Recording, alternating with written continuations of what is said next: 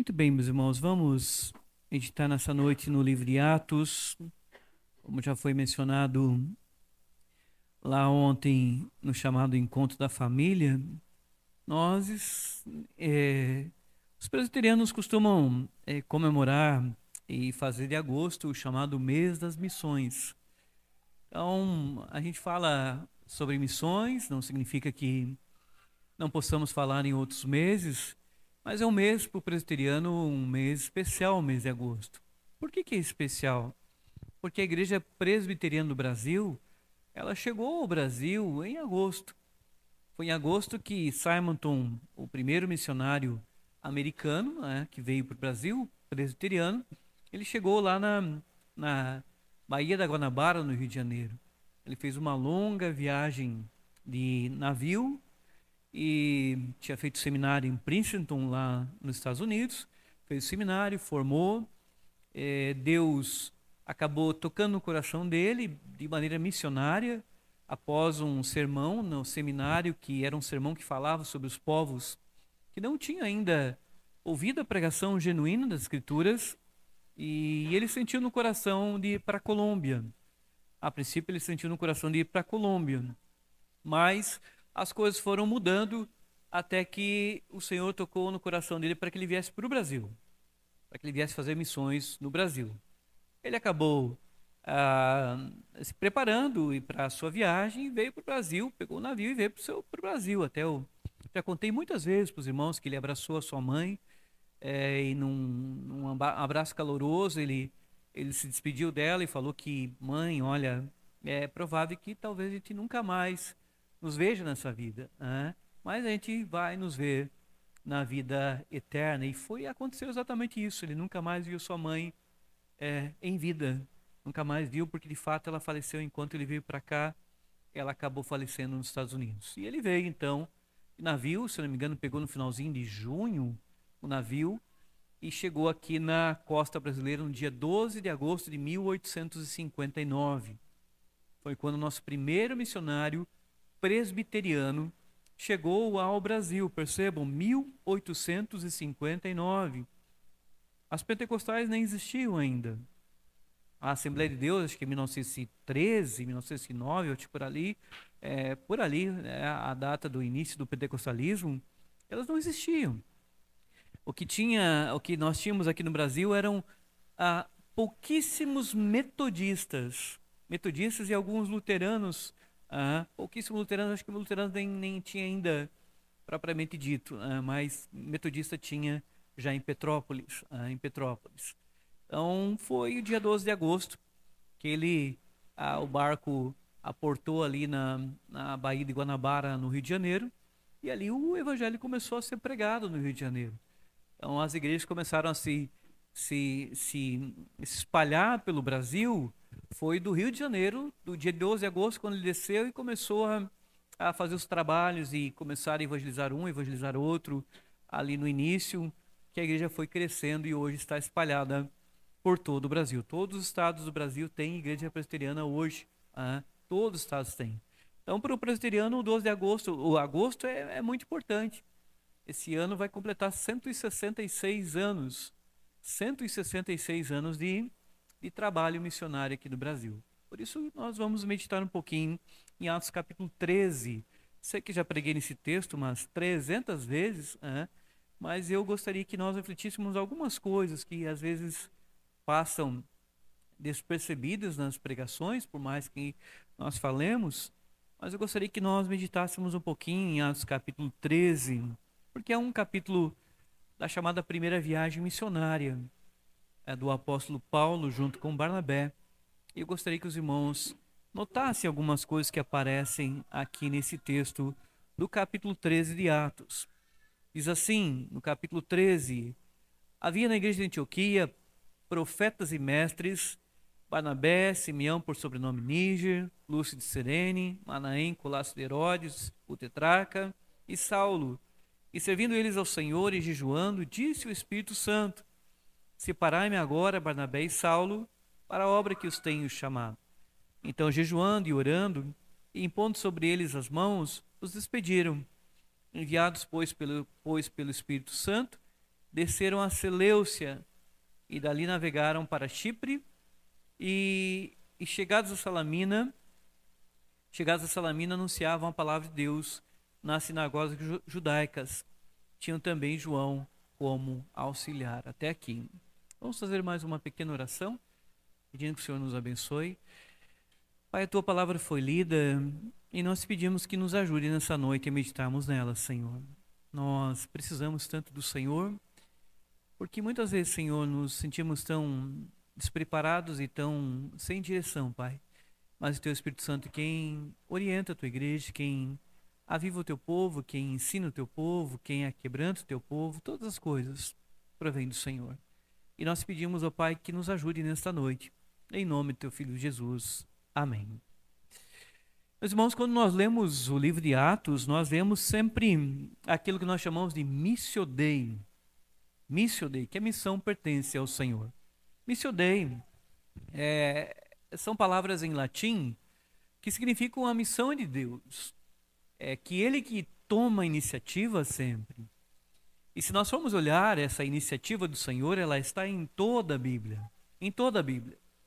Nós vemos a primeira iniciativa da missão do Senhor no próprio Jardim do Éden.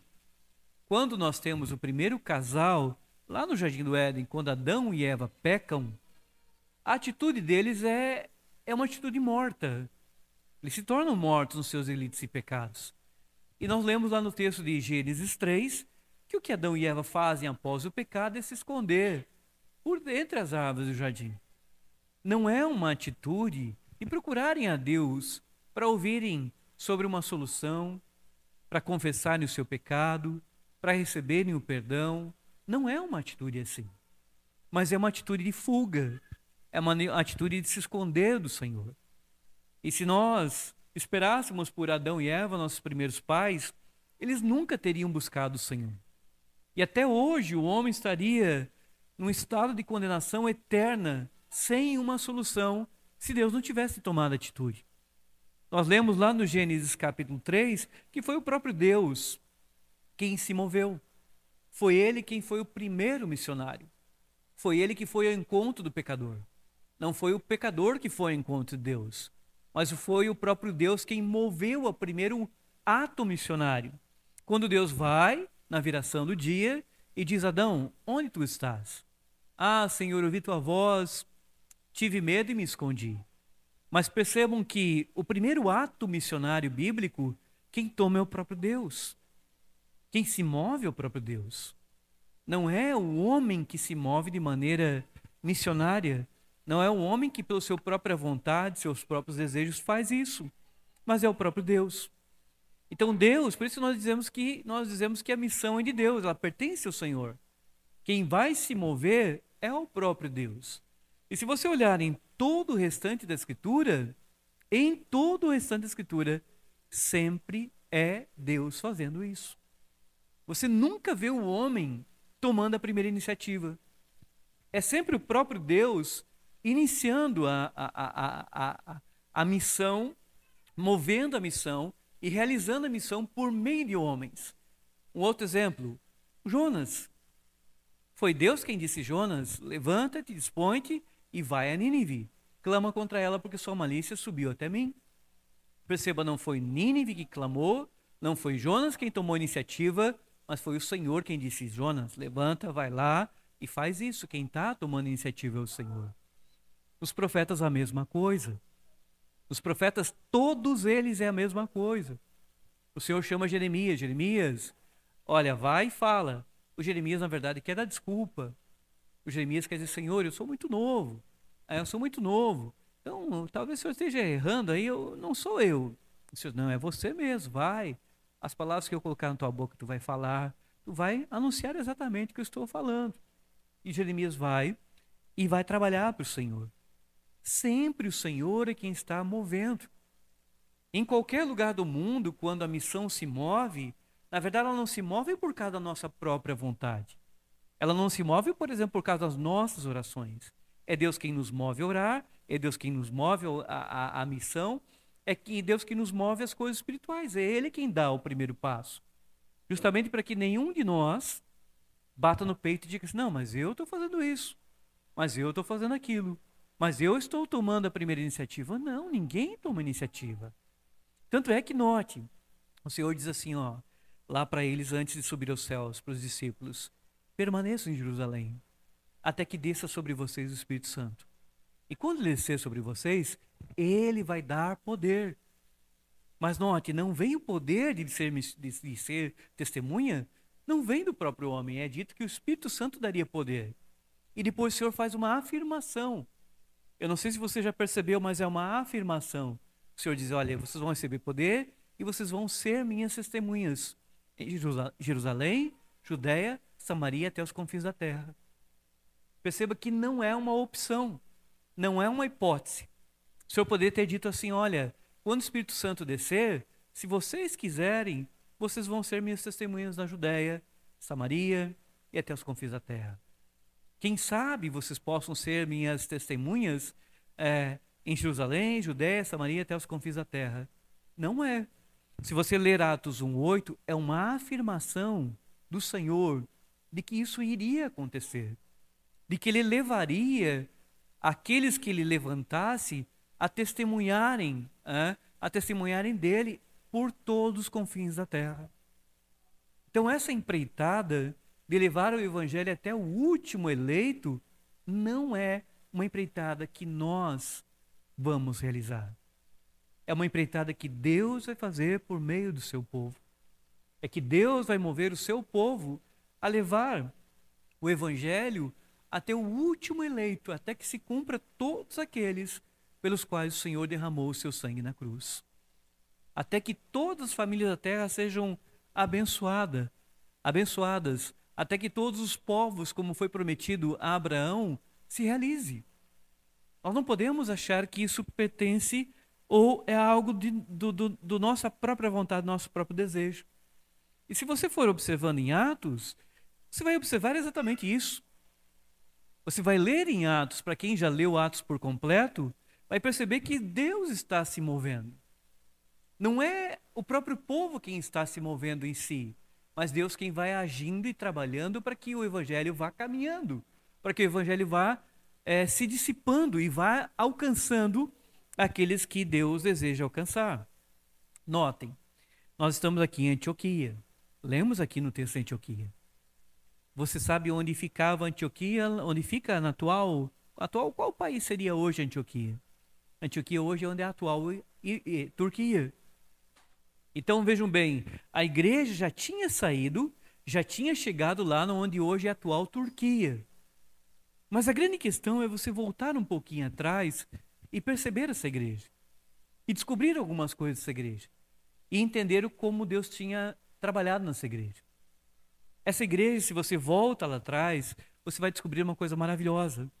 Porque lá em Atos 8, a igreja ainda não tinha se espalhado além do próprio Jerusalém. Então você percebe que até Atos capítulo 8, a igreja estava em Jerusalém. Só que a palavra do Senhor em Atos 1:8 era que o Espírito Santo desceria, daria poder para eles, e eles seriam testemunhas tanto em Jerusalém, Judéia, Samaria e até os confins da terra.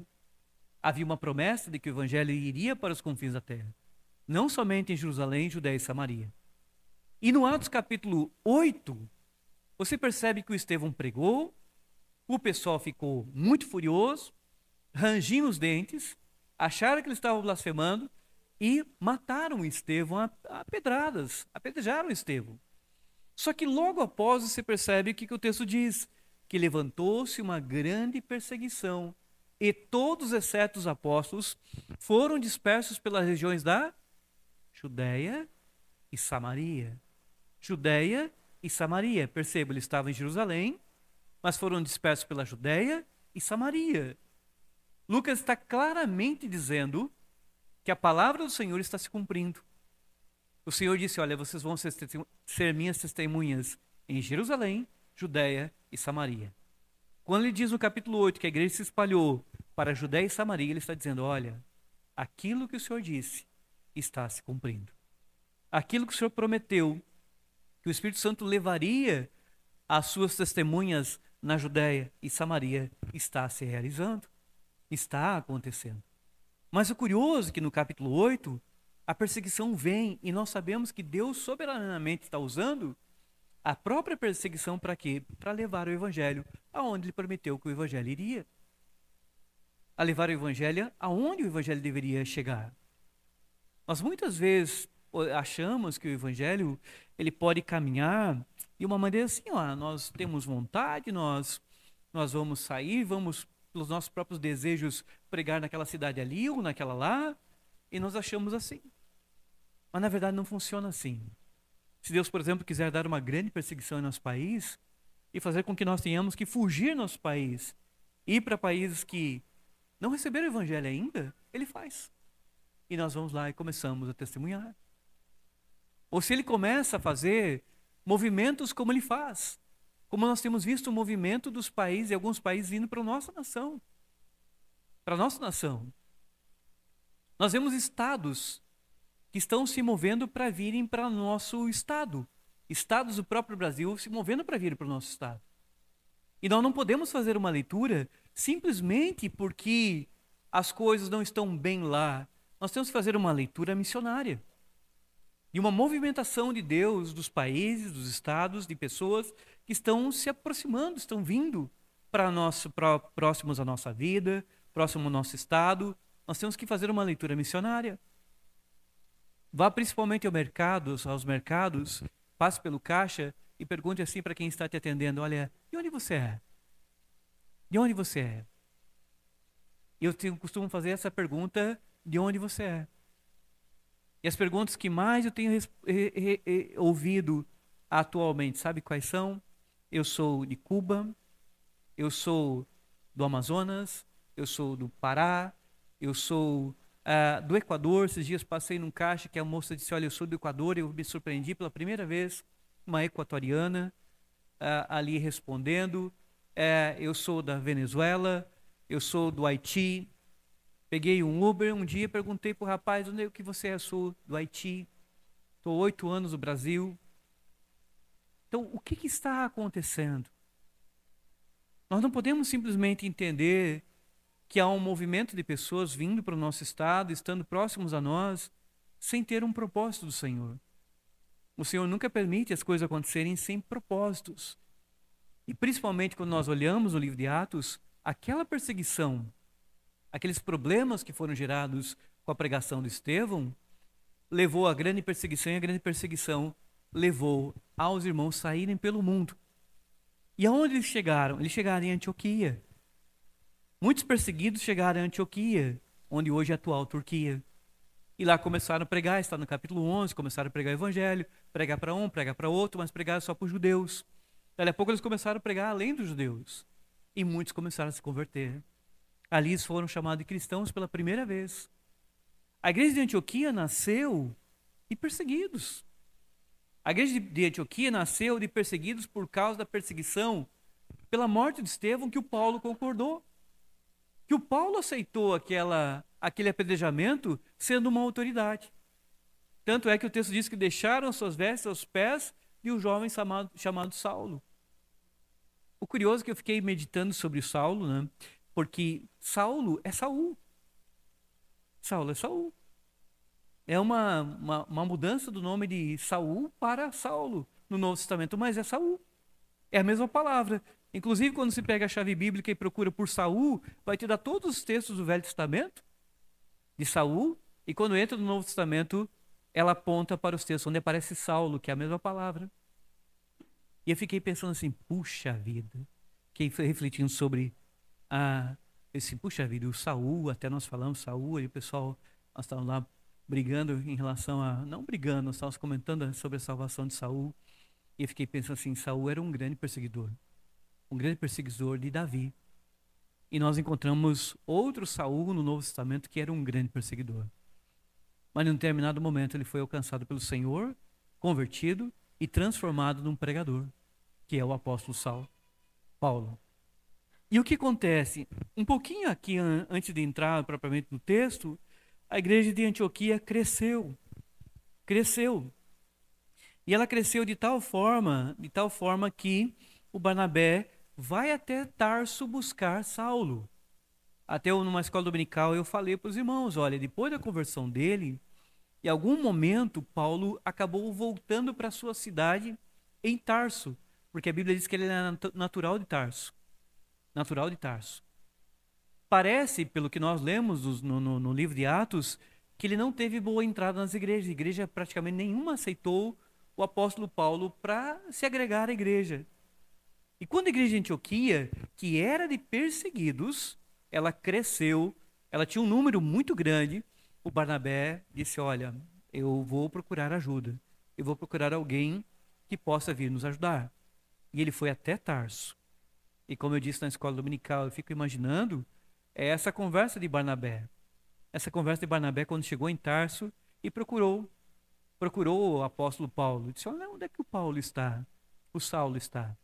Olha, ele está ali, ele mora ali na casa dos pais dele, não sei se ainda eram vivos, lá em Tarso, mas está lá na casa dos pais dele. E o Barnabé chegou lá e bateu na porta e o Saulo saiu para atender e disse, olha, preciso conversar com você, Saulo. Ele disse, vamos conversar, vamos tomar um café. Vamos tomar um café. Eu disse, o que você quer, Barnabé? Eu disse, olha, eu quero te convidar para ir trabalhar lá na igreja de Antioquia. Quero te convidar, porque a igreja está crescendo, Deus está trabalhando, Deus está operando, assim, tem muitos convertidos, mas não estou dando conta. E eu queria que você fosse ajudar. E como eu disse na escola dominical, eu imagino, na minha memória, imagino que Paulo tenha baixado a cabeça nessa hora que o Barnabé tenha dito isso para ele. Sabe por quê? Porque aquela igreja, ela nasceu por causa da perseguição que ele era o chefe. Que ele comandava, que aparece em Atos 8. Que ele liderava e chefiava a perseguição de cidade em cidade. E ali tem perseguidos na igreja de Antioquia que começaram a igreja, mas é uma igreja de perseguidos que perderam, quem sabe, filhos, pais, mães, da perseguição que o próprio Paulo fez. E agora o Barnabé está lá em Tarso para dizer, Paulo, vamos lá, vamos ajudar. Tem muitos convertidos.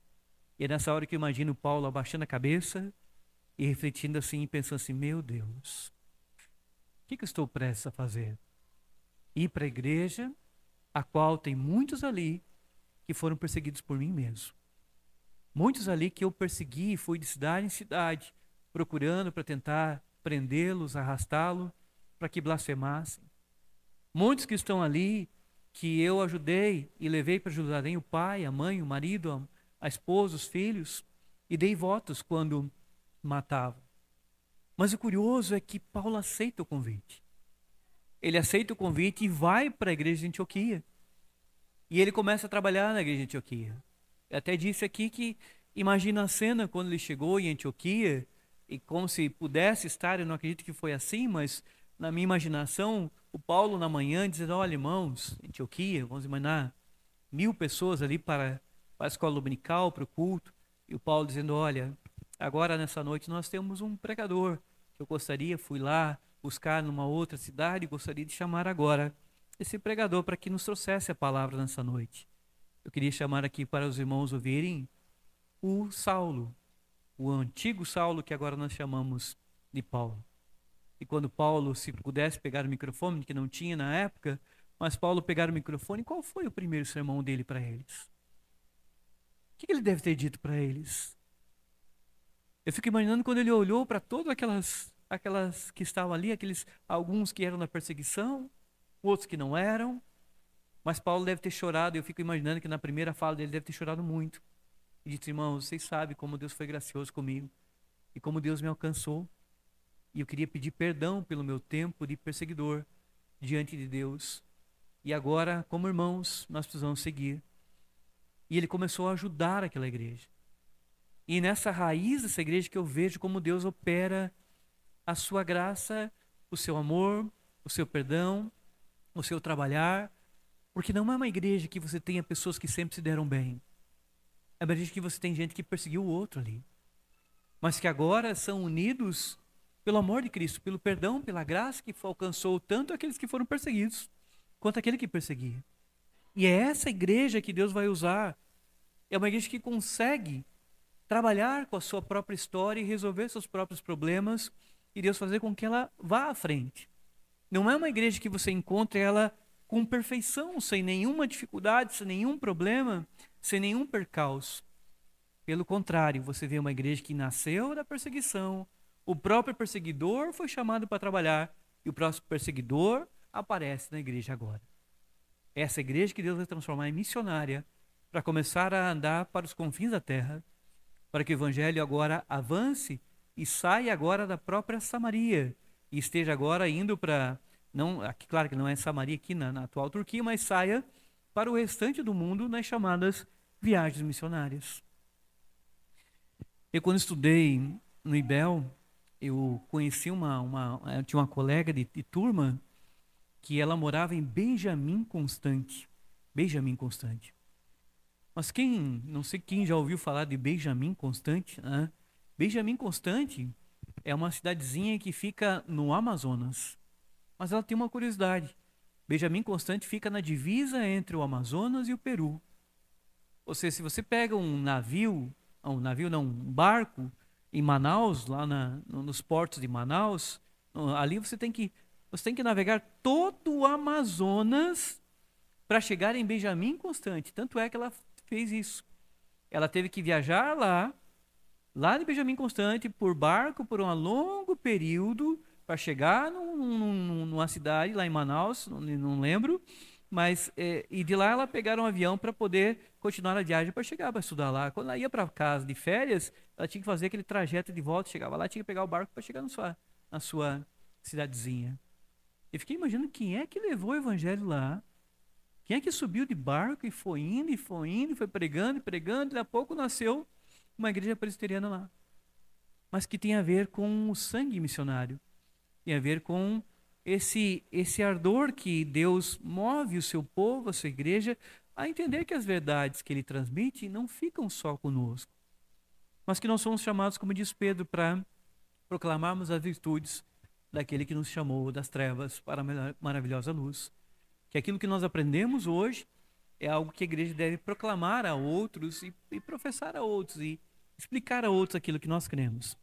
Então, no capítulo 13, nós então lemos um pouquinho agora, que eu contei do histórico da igreja, e nós lemos agora um pouco do que é dito ali. Havia na igreja de Antioquia profetas e mestres: Barnabé, Simeão, por sobrenome Níger, Lucirene, Manaém, Colacerodes, o tetrarca, e Saulo. Percebam, meus irmãos, que uma igreja, ela cresce, mas ela precisa de companheiros, precisa de homens que colaborem. Hoje, nós temos uma grande dificuldade para isso. Nós temos uma grande dificuldade nas igrejas espalhadas pelo Brasil. São de participantes para que possam ajudar na edificação da igreja. Nós temos dificuldades hoje para que aconteça isso. Porque percebam, quando você chega no capítulo 13, não é só mais Paulo e Barnabé que são citados, já tem outros nomes. Ou seja, no ensinamento daquela igreja em Antioquia, você já não tem só os dois que aparecem no capítulo 11. Você já tem outros nomes que aparecem aqui, que dão uma demonstração que essa igreja ela tem alguns homens que estão trabalhando e colaborando com a edificação da igreja, que estão colaborando com a pregação, o ensino, os cultos, as escolas dominicais, os ensinamentos que são feitos ali. Porque você não pode imaginar que qualquer igreja ela consiga caminhar com um ou com dois. Ela necessita de um grupo de pessoas que sejam dispostas a trabalharem, a ajudarem, a edificarem a igreja. Eu converso principalmente com os meninos, né, com os mais novos, que os mais novos têm uma tendência a isso. Eu sou do período da época do Orkut ainda, né? Não sei quantos ainda tinham Orkut, né? Mas tem uns aí que vão lembrar do Orkut. E eu lembro que a primeira e última vez que eu entrei nos debates teológicos foi no Orkut. Tinha lá uma comunidade de debate teológico. E aí entrei naquele debate teológico, mas quando entrei naquele debate teológico, não saía mais. Aí nunca mais saía. Porque um discutia uma coisa e outro puxava a outra, e aí indo, e um sempre sabia mais do que o outro, e aí indo. E sabe, aquilo puxa a vida. Quando eu cheguei num ponto lá, eu percebi assim, vem cá. Sabe, se eu ficasse lá, eu ia ficar para sempre discutindo certas coisas que não tem resposta, algumas coisas não têm respostas. Mas uma coisa que eu não percebi ainda é que aquelas discussões muitas vezes ficavam apenas naquele espaço, naquele lugar. Que aqueles que estavam ali discutindo, eles não estavam interessados em caminhar com a igreja e edificar a igreja no ensino diário da igreja, no ensino semanal da igreja, no ensino, nas diferentes pessoas que adentram a igreja. Porque vejam bem, geralmente esses grupos, como foi no meu caso, era uma disputa para ver quem sabia mais teologia do que o outro. E não é isso que faz uma igreja ser edificada e crescer. Porque muitas vezes eu recebo uma pessoa na igreja, nós recebemos pessoas na igreja, que elas mal sequer sabem abrir a Bíblia nos livros corretos. E eu preciso descer toda aquela minha... às vezes a pessoa sabe muito, ela precisa descer lá embaixo e trabalhar com ela coisas básicas, muito básicas da fé. E entender que esse trabalho é honroso para o Senhor. E entender que isso é maravilhoso para o Senhor. Não é ficar discutindo quem sabe todas as coisas possíveis da teologia. Mas é você sentar com elas e, meu irmão, vem cá, eu vou te ajudar. Olha, a primeira coisa que eu quero te explicar é que a Bíblia é dividida em duas grandes partes. Você sabia que tem o Velho Testamento e o Novo Testamento? Então vem cá, ó, de Gênesis a Malaquias é o chamado Velho Testamento, irmão. Tem 39 livros. O Novo, ó, de Mateus a Apocalipse, é a primeira grande divisão. E você vai ensinar isso, o mais básico ensinamento. Mas ele é para uma pessoa que adentrou a igreja que não sabe as coisas mais básicas. E de fato, nesse momento, você está sendo de fato um homem sábio, um mestre, de entender que a igreja não é edificada só por saber tantas coisas da teologia, mas não sabe, às vezes, conversar com pessoas de coisas básicas da Bíblia. De ensinar divisões, de começar a explicar as coisas mais básicas, de ir demonstrando ali assuntos fundamentais, os assuntos que são pilares da fé. Nós muitas vezes estamos discutindo coisas que não levam a lugar nenhum. Não levam a lugar nenhum. Enquanto a igreja ela não tem ensinamento entre o próprio corpo da igreja. Por exemplo, deixa eu aqui perguntar, aqui tem o nome dos homens que estão trabalhando lá. Eu tenho visto uma coisa durante esses tempos da igreja, que nós geralmente estamos caminhando com a igreja e nós não sabemos o nome das pessoas que nós estamos caminhando há 4, 5 anos. Nós não sabemos o nome. Imagine se nós sabemos como ela está em relação à sua parte espiritual. Então nós caminhamos e às vezes a gente está conversando e pensa, mas o fulano, pastor, o fulano eu não sei o nome dele. Tá, mas há quanto tempo tu está caminhando com ele? Há quanto tempo tu está caminhando com ele? Pastor, eu acho que eu estou há 5 anos já junto na mesma igreja. Nós somos uma igreja pequena. Uma igreja pequena. Mas muitas vezes nós não sabemos o nome da pessoa. Porque isso indica algumas coisas curiosas. Indica que nós não nos aproximamos, não descobrimos o nome dela e não sabemos como ela está espiritualmente. Não sabemos onde ela está espiritualmente. Então como é que eu posso ajudá-la se eu não a conheço, não sei onde ela está? E quando alguém deixa de vir à igreja, sempre é um problema, porque aí aparece 30 perguntas, pastor, por que a pessoa deixou de vir na igreja? E agora? O que eu vou te dizer? O mais importante seria antes, lá no começo dos 5 anos, a gente começar a abraçar aquela pessoa, se importar por ela, saber quem ela é, ajudá-la a desenvolver, ajudá-la a crescer, ensinando os fundamentos da fé, explicando para ela as coisas fundamentais, ajudando ela a amadurecer junto com o corpo, aí sim. Mas nós muitas vezes só assistimos de longe, não fazemos o trabalho que deve ser feito como ajudadores, edificadores da igreja. Como de fato aqui aparece um grupo de homens que estão ali trabalhando e ajudando que a igreja cresça. E o nome deles são citados aqui. Como diz o texto aqui, profetas e mestres Barnabé, Simeão por nome Níger, por sobrenome Níger. Eu até disse aqui na escola dominical, a palavra Níger é negro. É negro. Os editores daqui fizeram a edição para nós, eles colocaram Níger, mas Níger é negro. Então ele era conhecido por esse apelido na igreja. Diz assim, Barnabé, Simeão, por sobrenome Níger. Não é um sobrenome como nós temos, o meu, Edson do Prado Padilha. Era um apelido dele, mas ele era conhecido por isso. E ele é conhecido na igreja de Antioquia por Simeão, vírgula, o negro. É isso que Lucas está dizendo. Lucas está dizendo isso. E Lucas não tem nenhum problema sobre isso. Por que ele não tem nenhum problema? Porque ele está mostrando que essa igreja é uma igreja que honra. Não depende da pele da pessoa. Não depende da pele da pessoa quem está à frente da igreja. Veja que interessante, nós temos a história da escravidão. Nós estamos aqui no primeiro século da era cristã. E nós temos na liderança da igreja, alguém liderando a igreja, colaborando, participando da igreja, e nós sabemos que é um homem negro pelo nome que a Bíblia diz. Ou seja, a igreja de Antioquia já sabe honrar um homem, já sabe ter um líder, homem, que é negro, no primeiro século.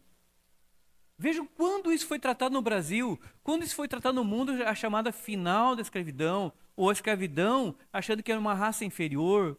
Nós temos aqui algo que é maravilhoso de Deus, da graça de Deus.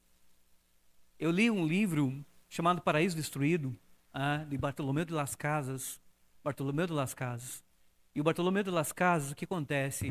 Ele narra a destruição que havia nas Américas aqui, quando ele veio, quando os portugueses vieram, quando os espanhóis vieram. E ele narra as atrocidades que foram feitas com as populações que tinham aqui. E ele mesmo era um dono de escravos.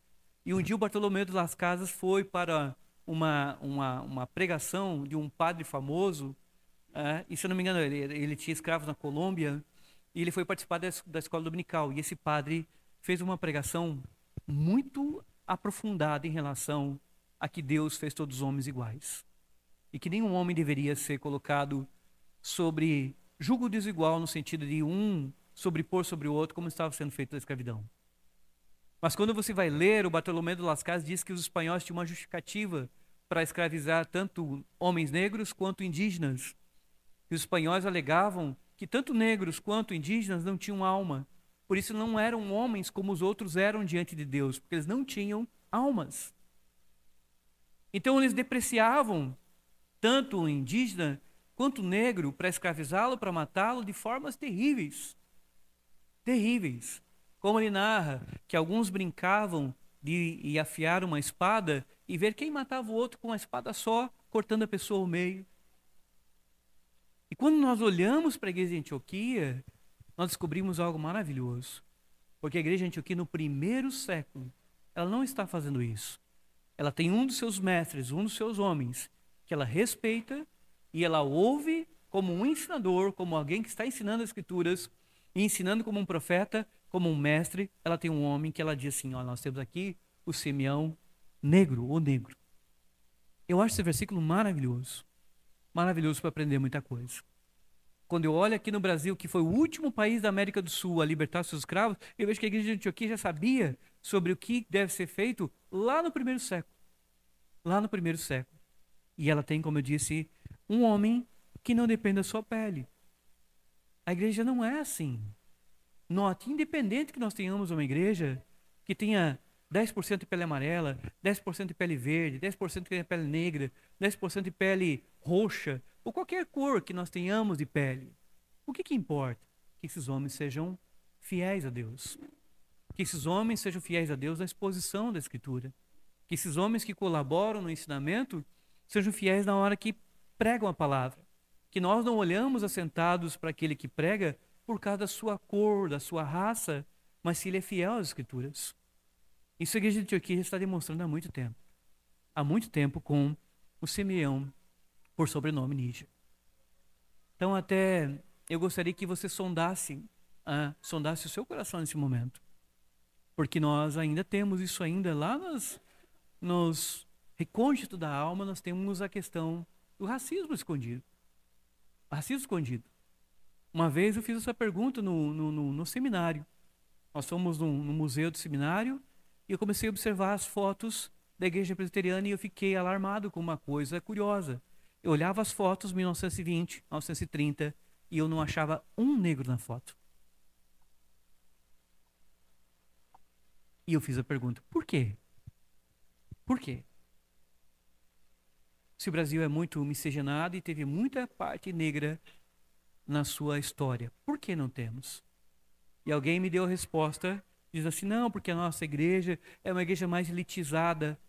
Peraí, elitizada como? Como é que funciona isso então? Porque elitizada não pode ter, assim, diferentes classes, diferentes peles na igreja?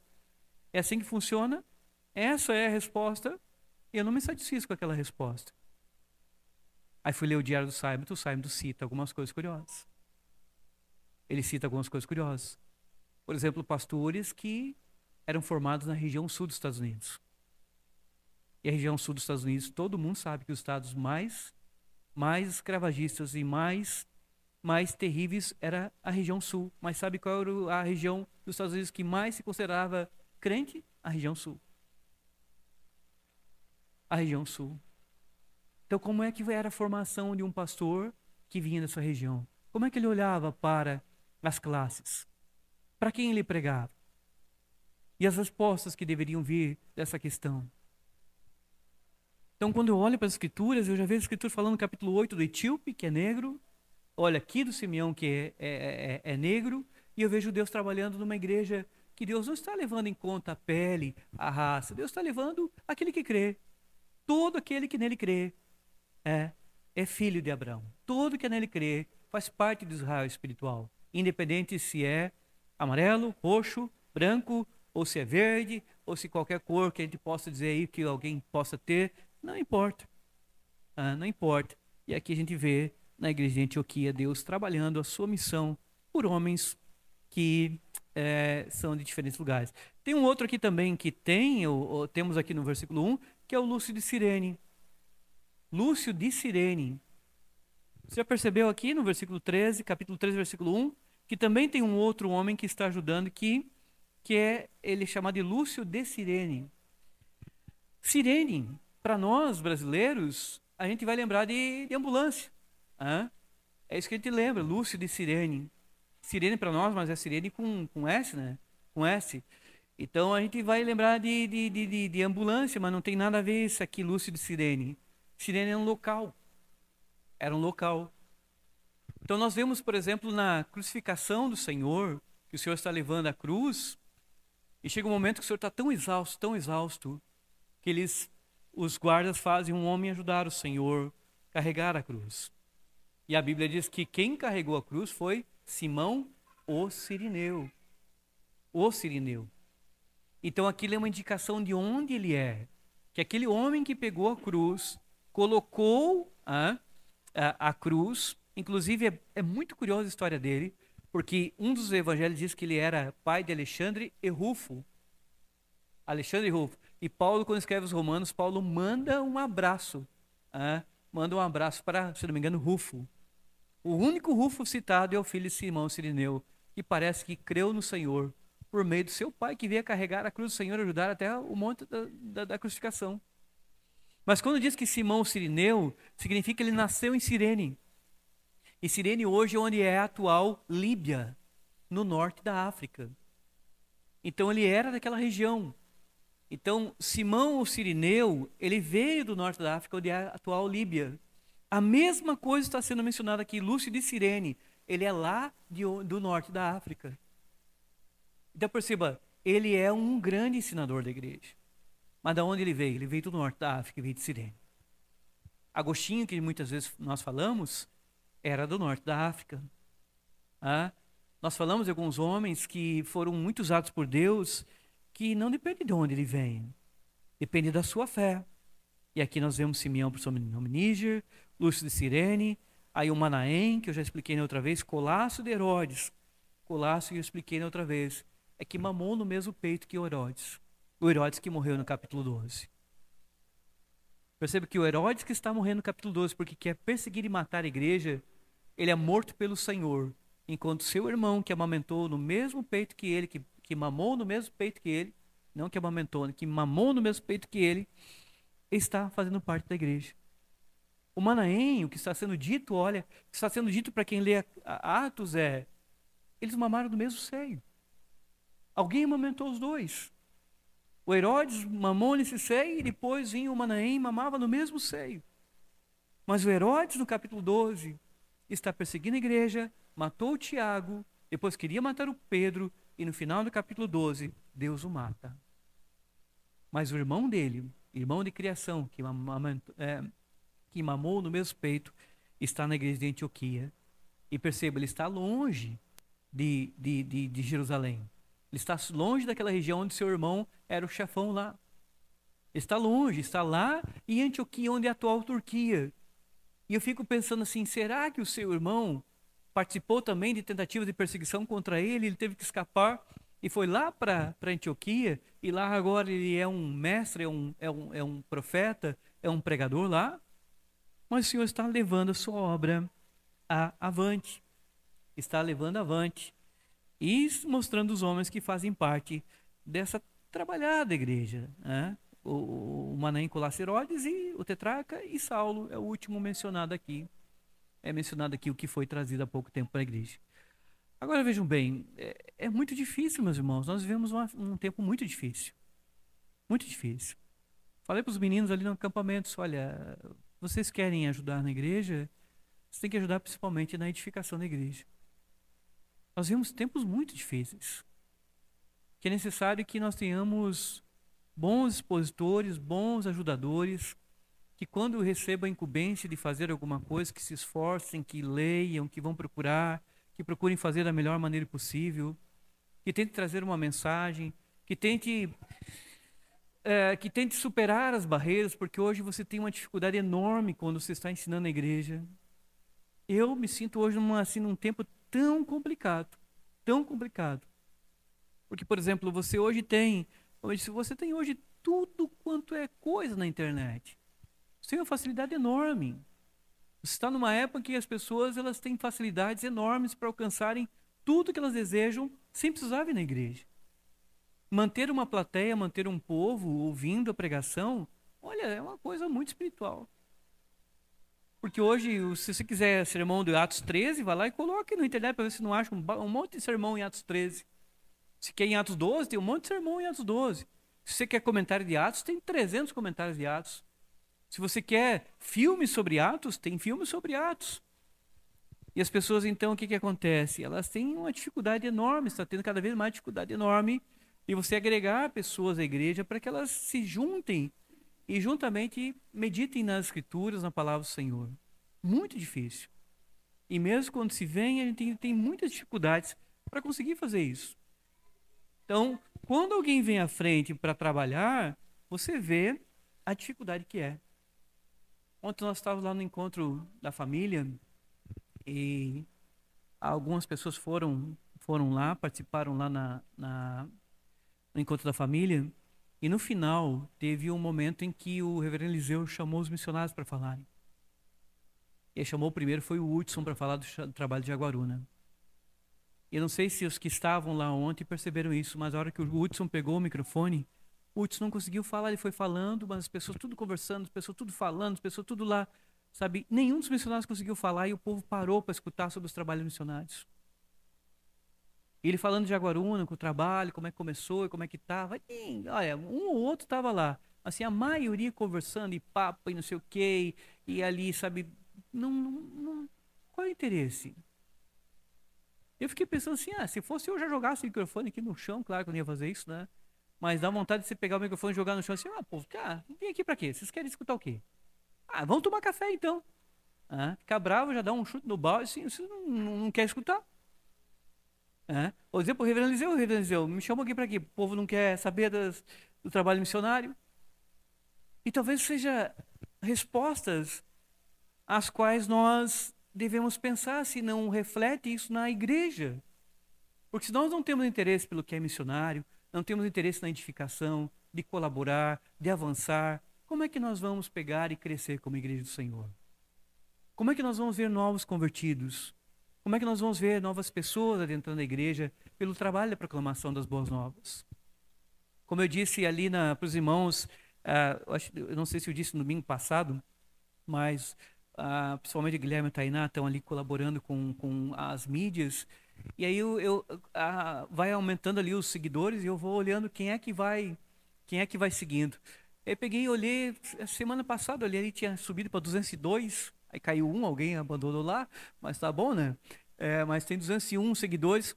Aí comecei a olhar. Aí fui olhando, daqui a pouco eu achei Oitava Igreja Presbiteriana de Bragança Paulista. Oitava Igreja Presbiteriana de Bragança Paulista. Daí no o que que eu fiz? Na minha cabeça, fui lá, olhei a Oitava Igreja Presbiteriana de Bragança Paulista. Eu pensei, pelo menos tem 8 igrejas lá. 8 igrejas de Bragança Paulista. Bragança Paulista é a cidade onde tem o Bragantino, o time que joga na Série A. Tem lá Bragança Paulista. Aí hoje, antes de vir para a igreja, eu ia falar aqui, falar sobre missões, eu fui lá e entrei nos dados do IBGE, porque eu queria ver qual é a população de Bragança Paulista, para ter 8 igrejas presbiterianas. Pelo menos a oitava, fora as outras. Alguém sabe mais ou menos quantos tem em Bragança Paulista? No último censo, 184 mil habitantes. 184 mil. Mas já está com a oitava igreja presbiteriana organizada lá, fora as outras. Aí entrei no Google Maps, aparece as cruzinhas assim, vai aparecendo as cruzinhas das igrejas lá. O que diferencia o povo paulista para o povo sulista? Será que nós temos algumas coisas que deveríamos meditar mais? Orar mais? Pregar mais? Convidar mais? Dizer para o Senhor, Senhor, eu quero colaborar na tua igreja e me ajuda, me dá sabedoria, inteligência, disposição. O que nos falta? Para que nós tenhamos segunda, terceira, quarta, pelo menos algumas igrejas. O que nos falta para atingir os municípios, tantos municípios em Santa Catarina que não tem igreja presbiteriana ou uma igreja reformada? E algumas coisas, nós temos que olhar para o livro de Atos, não algumas coisas, todas as coisas, e meditar nesses livros que nos dão muito ensinamento. Percebam, não é pela cor da pele que Deus vai usar, não é por ser irmão de fulano, irmão de ciclano, Deus usa quem Ele quer.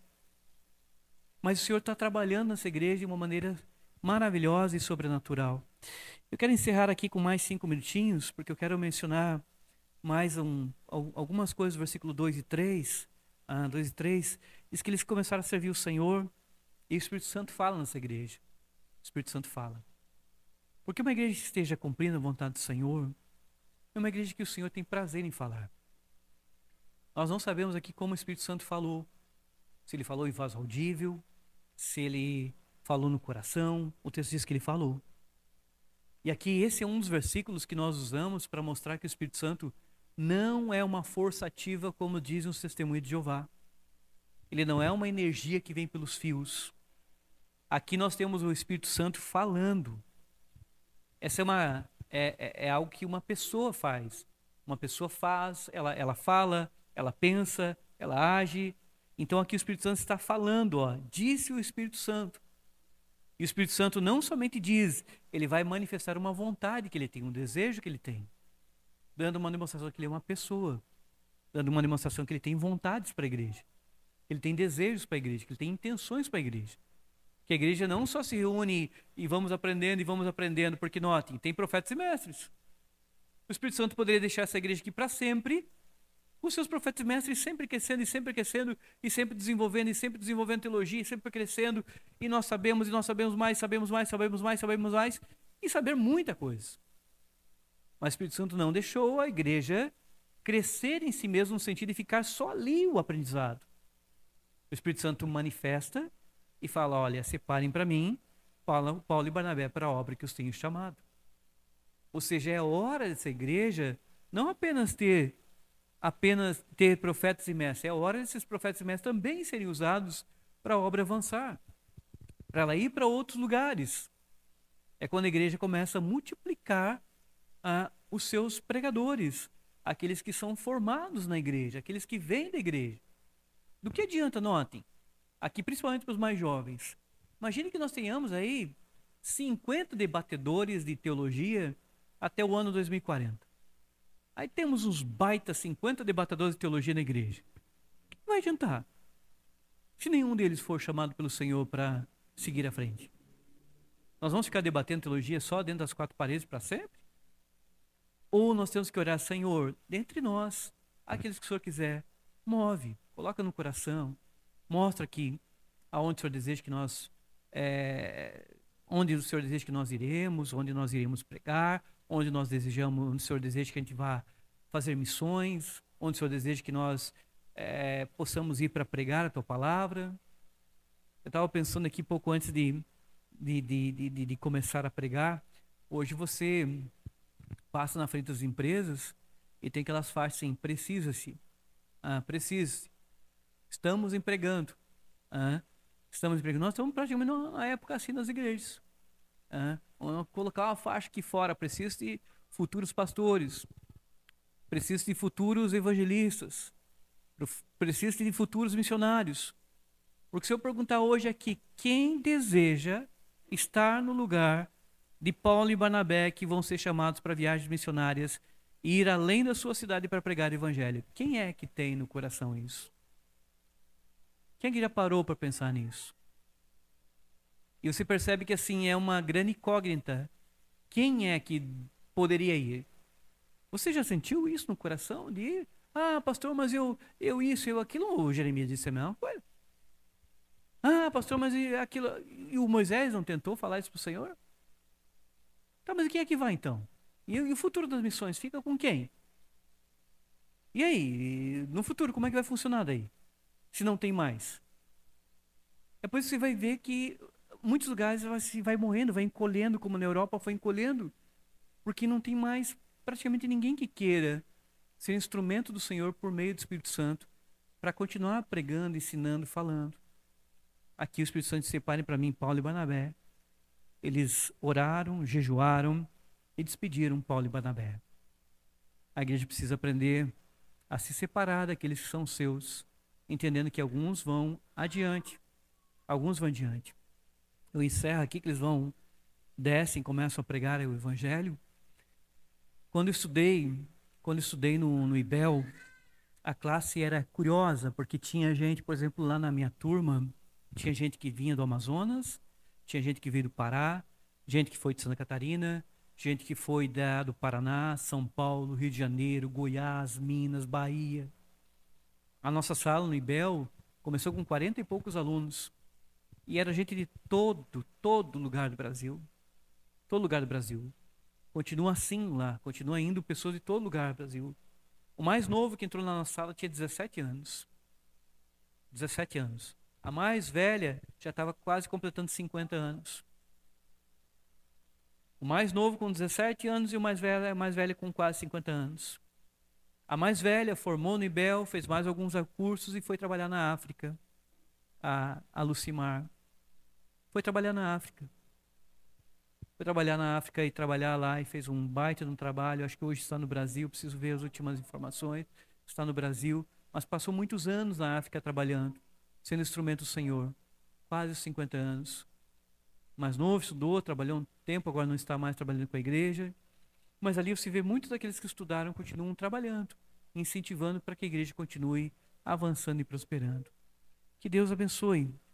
Que nós tenhamos também o Espírito Santo movendo e tocando os corações para que tenhamos novos Paulos e Barnabés, no sentido de estarem dispostos a serem chamados, enviados e serem proclamadores das boas novas de salvação, como esses homens foram. Vamos orar mais uma vez, agradecidos ao Senhor. Vamos curvar nas cabeças. Vamos então pedir ao Senhor que nos abençoe. Ó Pai querido, nós mais uma vez te agradecemos pela tua bondade, pelo teu amor, pela tua graça. E sabemos, Senhor, que somos pecadores diante do Senhor. Tantas vezes falhamos. E o Senhor conhece o coração e a vida de cada um de nós, Pai. Mas também sabemos que tu és um Deus perdoador, um Deus que conhece profundamente o nosso ser, muito mais do que nós mesmos, Senhor. E nós te pedimos que o Senhor nos ajude como igreja, como teu povo, porque de fato, Senhor, vivemos dias difíceis. Dizem, Senhor, que as boas novas e a proclamação verdadeira do Evangelho estão desaparecendo, Senhor. Mas nós te pedimos que continuemos a permanecermos firmes, Senhor, tanto naquilo que nós cremos quanto naquilo que nós proclamamos, naquilo que nós confessamos como verdade, Pai, em nossos corações e em nossos lábios também, aqueles que ouvem. Eu sei que o Senhor é quem move, Eu sei que o Senhor, pelo teu Espírito, é quem trabalha na tua igreja, é por isso que nós oramos a ti, pedindo, Senhor, que venha fazer isso. Em nome do teu Filho Jesus Cristo. Amém.